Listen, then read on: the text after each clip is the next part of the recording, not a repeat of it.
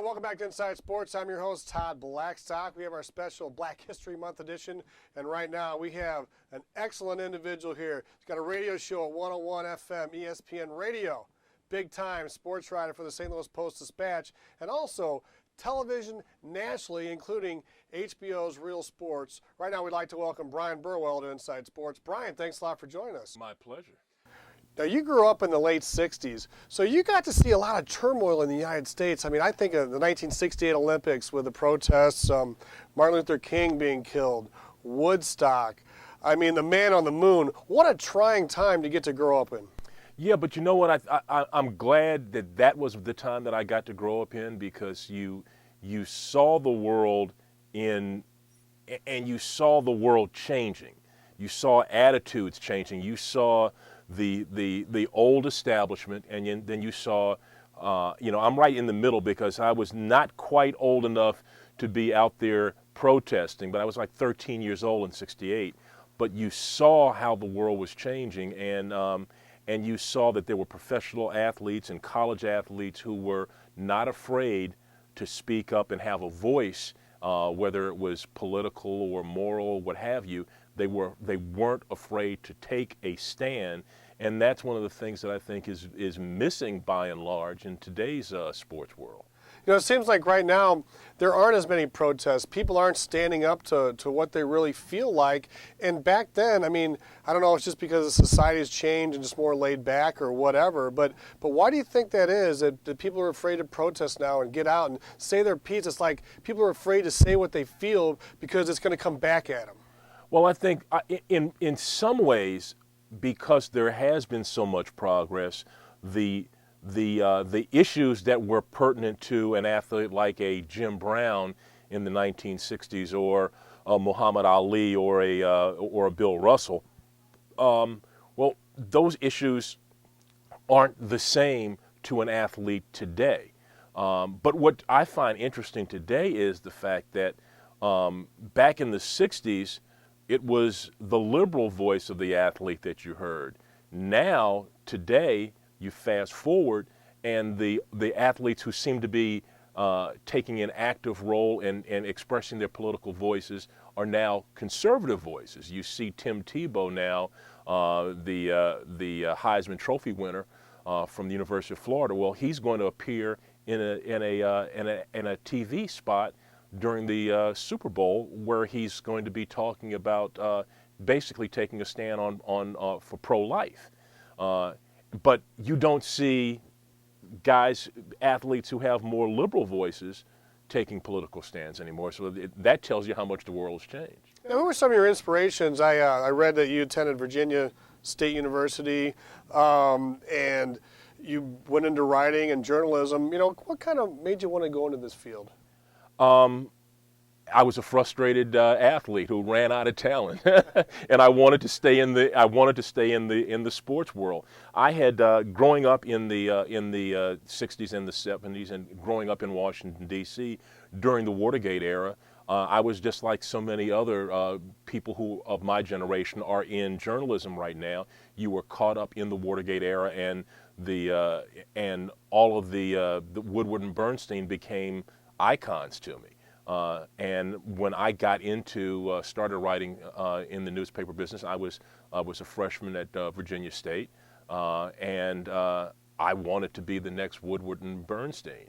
But as luck would have it, when I was a junior in college, there was an internship available, and the internship was at the Richmond Times-Dispatch.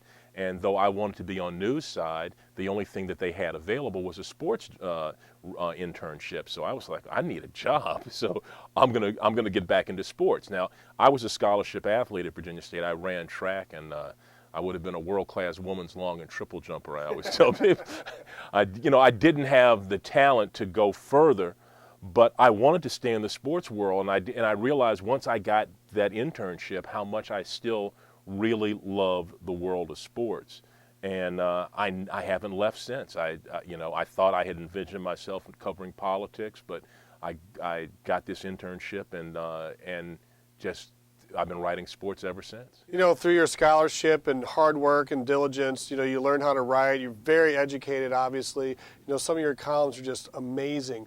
What was your, you know, after that internship, did that lead to, I guess, a full-time job? Did you have any barriers being an African-American, or with your talent and hard work, did you just blow right through that?